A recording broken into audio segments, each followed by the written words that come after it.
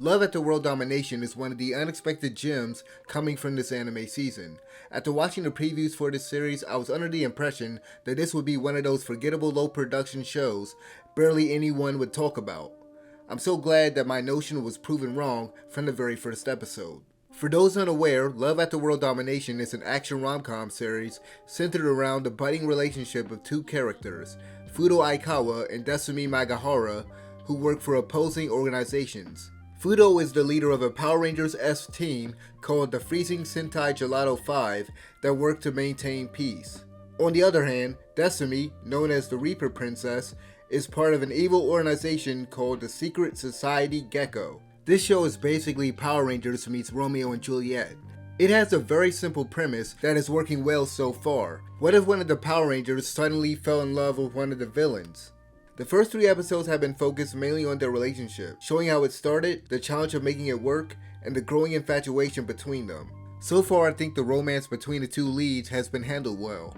There is a fun dynamic to their relationship that forms as a result of their unique situation and differing personalities.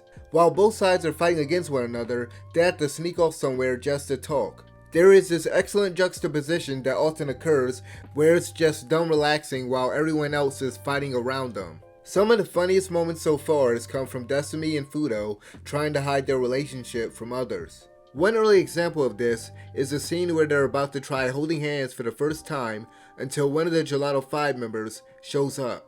Whenever this happens, they have to immediately react by pretending to seriously fight each other. This week's episode had some of the funniest moments so far, with Desumi trying to hide Fudo from everyone at the Gecko base. The use of slow-mo during those scenes was a smart decision that just made it even better. Unfortunately for me, I got spoiled to one of the most hilarious scenes thanks to seeing a thumbnail on YouTube prior to watching the episode. There's also some good humor outside of Desumi and Fudo's attempts to conceal their taboo relationship. One example from this week's episode would be the scene where Desumi continues to suggest dating spots as the target of Gecko's next attack to her superior. Comedy aside, there is this adorable awkwardness between Desumi and Fudo that makes their more intimate moments together a joy to watch. They're both new to dating and experiencing love for the first time. They both react differently to their growing feelings toward each other, with Fudo being more excited and forward about it, while Desumi is much more reserved and self-conscious. Outside of the relationship, both characters are quite likable and have been written well so far. Besides the 2 main characters, there isn't much to be said about the rest of the cast, since these initial episodes have been focused solely on them. Misaki, the yellow gelato, has had the most screen time out of everyone, excluding Fudo and Desumi of course. I like the character so far. She seems like the most laid-back member of the group. More Secret Society Gecko members appeared in one scene in the latest episode, in which I think that brief moment with the Heat Princess breathing was supposed to be a Darth Vader reference. I could be wrong about that, but it's the first thing that came to my mind when watching that scene. Anyway, the first thing that caught my attention during the series premiere was the quality of the overall presentation. The animation in particular was much better than expected. That hand-to-hand fight scene where Desumi and Fudo first met was terrific. In addition to that, the opening and ending sequences were great. The ending sequence has some very nice visuals and a wonderful song that perfectly fits a cute girly character like Desumi. One aspect of this show that I really appreciate is its authenticity to Power Rangers, or Super Sentai as it's known in Japan. The studio has done a fantastic job emulating a lot of the iconic elements from that beloved series. Everything from the Gelato 5's transformations right down to the posing and the random explosions that occur out of nowhere, all of it is done in a way that feels genuine. They did kind of mess up by not having Misaki be the pink gelato instead of Haru, since there is some fan service with that character. Speaking of fan service, there's a little bit of that in here, but nothing too distracting. As much as I love Desumi's character design and villain costume, it's very revealing.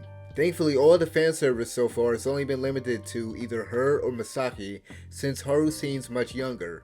Before I wrap this video up, I want to touch briefly on the voice acting, mainly the English dub that premiered yesterday. Crunchyroll has been making some very obvious casting decisions for their most recent dubbings. It's a shame they dropped the ball by not having Johnny Young Bosch voice Fudo. It would have been an awesome nod to the fact that he was the original Black Power Ranger. The guy they got to voice the character, Anthony DiMascio, is fine, but I would have preferred someone else like Max Middleman, the voice of Saitama from One Punch Man. Also, I don't think Lindsay Seedle was the best choice for Desumi. She's fine during the scenes where Desumi's in villain mode, since her voice is different than when she's just being herself. However, when she's just being herself around Fudo, she ends up sounding too much like a young child. The voice Seedle is using in those instances has worked well for her past performances for characters like Eris, Nejire, or Captain Mismus, but here it just doesn't fit. Regardless, so far Love at the World Domination has been very entertaining and has exceeded my expectations when it comes to the overall production and the quality of its action scenes and comedic writing. Anyway, if you've seen the first 3 episodes of this show, let me know what you guys thought about it in the comment section below. And as always, thank you guys for watching. I'm out of here. Peace.